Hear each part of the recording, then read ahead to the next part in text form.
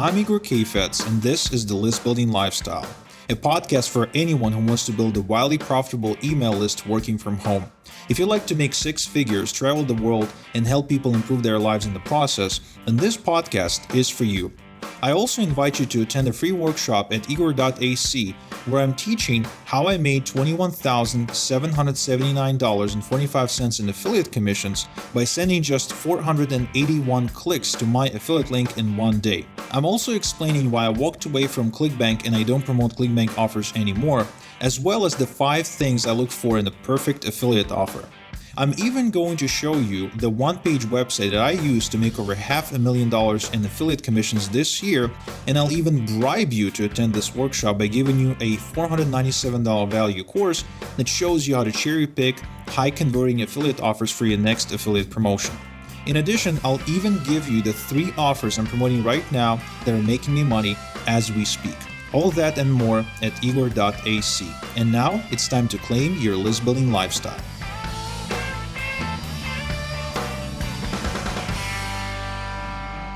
Welcome back, list builders, to another edition of the List Building Lifestyle.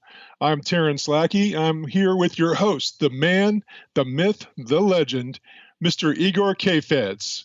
What's up, brother? What's up, Terrence? It never gets old when people call you the myth, the legend, and you're still alive. So I really, really enjoy these episodes. Like, I get way more props on my own podcast than I get anywhere else. This is really cool. That's why you should own your own media, Absolutely. That way you can control the message, that's for sure. Well, hey, look, Igor, I am really excited about this particular episode. Enlighten me, as we were talking about this episode coming up, about some of the ways that you can turn mundane things into exciting content. Can you tell us a little bit about that? Yeah, absolutely. The other day I got an email from a weird-looking from name. It wasn't like a name, but it was a statement. And the statement read, "This helps you poop." Whoa. Now, I am very fortunate because I got no issues with that. Most of the time, I guess. Just like anyone else, sometimes I have issues with that. But, regardless of my poop, when I read the subject line, I was like, I have to read it. And I had to read it because, first of all, it was about poop. I got a weakness. I'm a big fan of South Park. Have you seen any South Park episodes lately? Yep, I've seen South. Not a huge fan, but I've seen it. That's for sure. Yeah, so I love South Park. I mean, their satire about everything that's going on pretty much at all times is incredible.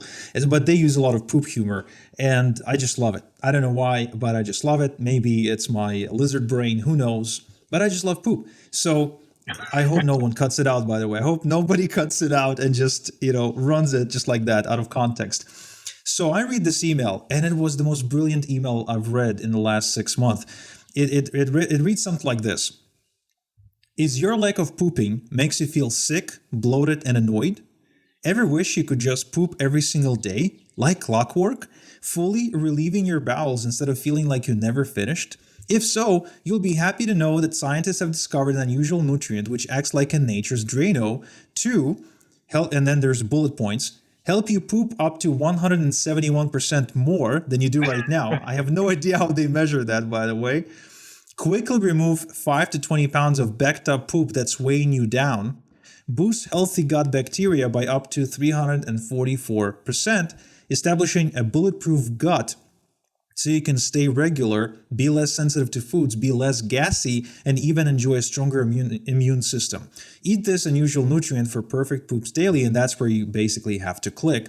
And they have an image of avocado looking, it's like an avocado that ate a squash or something like that. So it's amazing. It's really amazing because they write about the most mundane thing, especially the kind of thing that people don't like talking about openly, but that many people have issues with.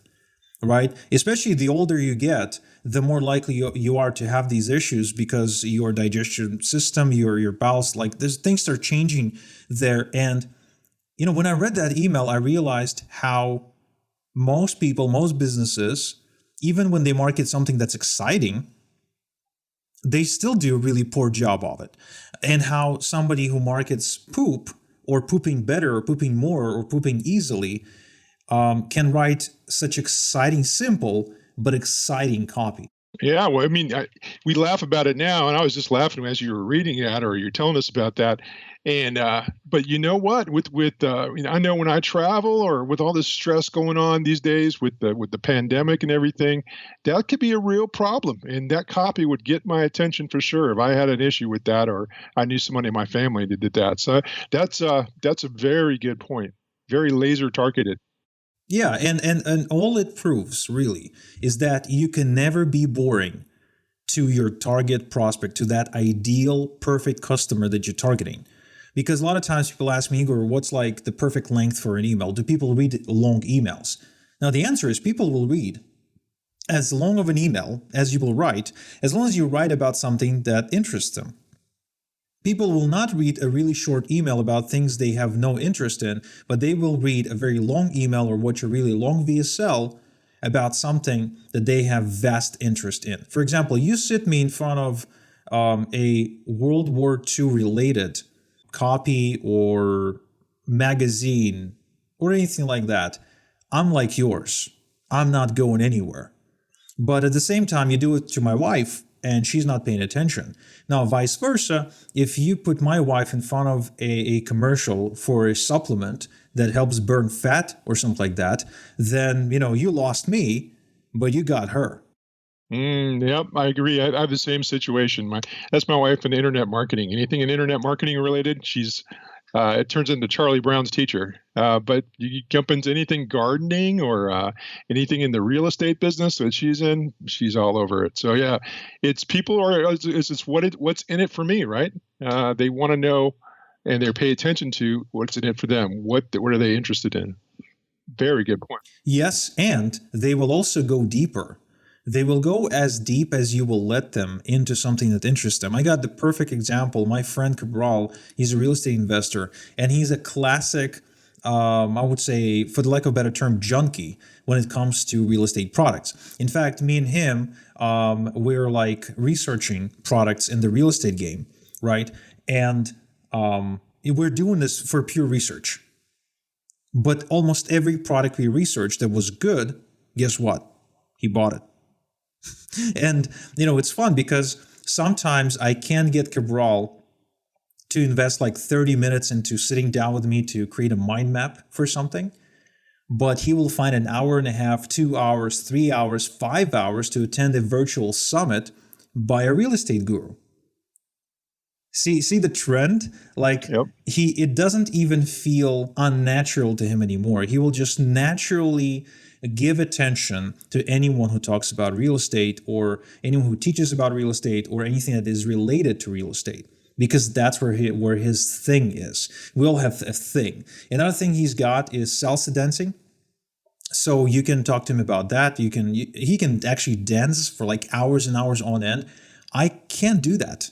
I can't, but he can. And why? Because that's his interest, because that's where his interest is. So that is why whenever you're writing copy, an email, a subject line, whatever, don't ever let length get in the way. Don't ever think that you're not interesting. If you think that you're not interesting to the people you're writing to, it's either because you don't understand the market or if you're writing about things that are truly not interesting to them. Because like I've never had issues in recent years writing copy for the make money online market where I do most of my work, because I've never grew up or grew out of being a biz op junkie. I genuinely enjoy checking out business opportunities. I genuinely enjoy checking out internet marketing products. And that's the kind of stuff that doesn't feel like work. And that's the kind of stuff I naturally gravitate to. So for me, if you shoot a long VSL, as long as you talk about things I'm interested in, I got no problem. I'll sit through it, even if it's inconvenient. I'll pause it. I'll go attend to my kids. I'll have to, go to the store, pick something up, whatever, but I'll keep it open on my computer and I'll go back eventually after the kids are asleep and, Anastasia's in the shower or something, and I'll go watch it because I'm interested in it, because that's my thing. Yo, it's Igor. If you're loving the content, hop on over to listbuildinglifestyleshow.com for more free training and a free transcript of this episode. Oh, and I'd really appreciate if you logged into iTunes and rated the show. It really helps. Thanks. So it sounds to me like the shiny object syndrome that we hear about all the time is really something that's human nature. Like everybody has their own shiny object, whether it's going to be a biz op opportunity or it's yoga or it's working out or stamp collecting. If you connect with your audience, then you can resonate with that audience, and your copy is gonna grab them. So yeah, so it's universal. So it's not so bad to be Yeah, have a shiny object syndrome. Yeah. it's pretty universal. Yeah, and we all have that. We all have that, no exception. Even people who seem sort of rational. Like I got this. So my daughter goes to this private school, and in her class there's a kid. His name is Liam.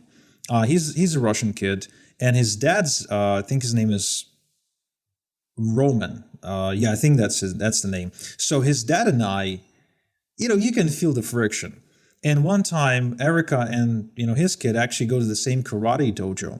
And one time, we just sat down together. We started talking. He started asking me what I do.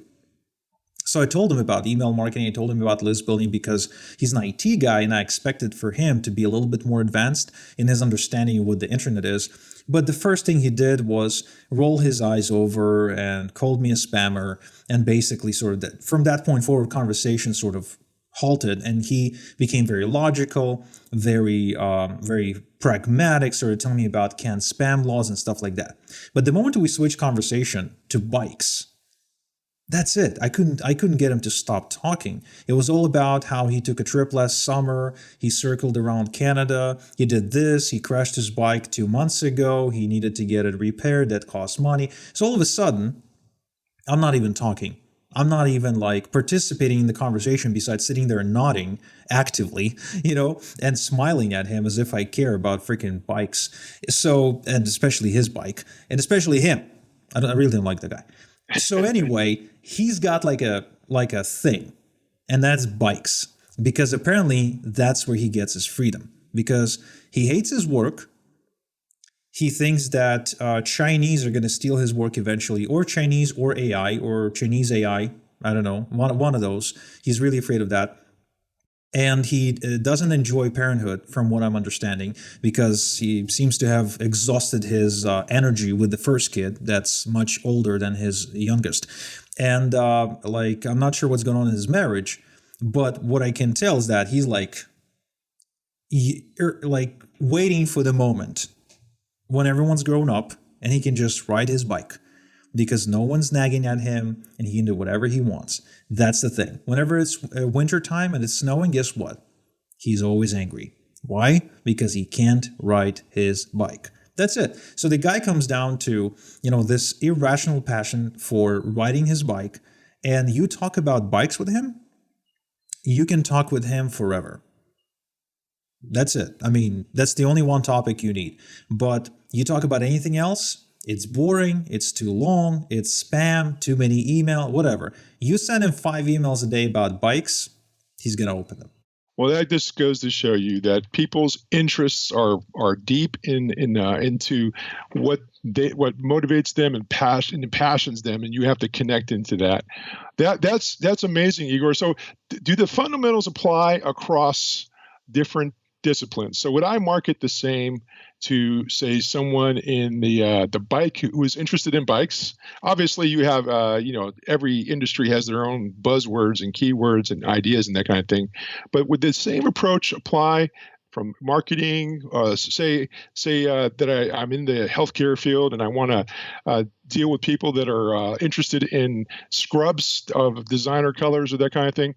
I would imagine human nature is human nature, right? Wouldn't you just market the same way? Principle-wise? Principle-wise, absolutely. We can argue that some markets are more passionate than others. Like you market to golfers, extremely passionate. You market to fishermen, extremely passionate. I got a buddy, he's a fisherman. He doesn't get to fish a lot, but when he does, he drops everything, leaves everyone, and just goes fishing, wakes up at like 3 a.m., drives for 4 hours, west, gets in a boat, and he'll even do crazy things like he'll go out fishing before the fishing season starts, risking a $15,000 fine, losing his boat, and losing ability to fish like for the rest of his life in Canada. And yet he'll still go out there, he'll still fish illegally, so to speak. Why? Because that's where he's going to get, that sweet spot with no competition and lots of fish. And he'll go through some really serious trouble just to do it. Like he knows that the lake where he's going to be fishing, the police, the Coast Guard, they're watching. Okay? So what he will do, he knows that they're watching you from afar. They've got very sophisticated binoculars or some equipment so they can see you. So he'll fish and he'll catch the fish. He'll drag it into the boat. Then the first thing he'll do is he will smash the fish's head with like a big stick that he's got. Basically kills it right there. Then what he does, he drags it on the bottom of the boat until to the other end of it. And then on the other end, he's got a rope with like a hook. He hooks the fish and throws into the water. So basically, if police come checking him out and he will see them like from afar, he'll just unhook the ropes and he will let all the fish drown, all the dead fish drown on the bottom. But this way he doesn't get caught. So he'll actually go through all that trouble instead of just fishing in peace. Why? Because he's a very passionate fisher, and it's really important to him to catch a lot, and he doesn't like competition. So is that an irrational passion? Absolutely it is. Will he buy pretty much any equipment that you can sell him? Yeah, most likely. Will he go to like a different country to fish? Will he pay $15,000 for a fishing retreat? Absolutely he will. It's a no-brainer for him. But that's the passion. So some markets are more passionate than others for sure. However, at the same time, you can market mundane products pretty effectively too. So whether it's scrubs or shoes or anything else, as long as you market to a compulsive need. Because, let's go back to the poop example. If you're constipated, you can get really compulsive about letting go, so to speak. Right? Mm-hmm. So it becomes a compulsive need. So if you get an email about that, you're going to drop everything no matter how important. I don't care if you're going to be in the middle of a corporate meeting or you're like in the middle of a webinar or you're like taking your kids out and you're a great father, a great mother. Well, you'll drop everything when that email pops up and you will read it and you will tell everyone else, hey, hold on a second. I need to read this, and you will check it out. And if you can't look at it that very moment, you'll make a mental note, you'll go back to it later, you'll forward it to your friend, or you forward from your spam inbox to your regular inbox, you'll do something.